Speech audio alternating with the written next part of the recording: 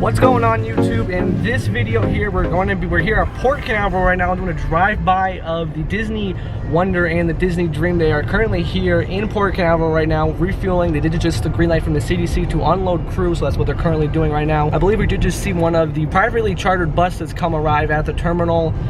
So enjoy some of the footage. I know this is not a normal ship spotting video, but anyway, needless to say, enjoy the footage today of the Disney Dream and the Disney Wonder here in Port Canaveral.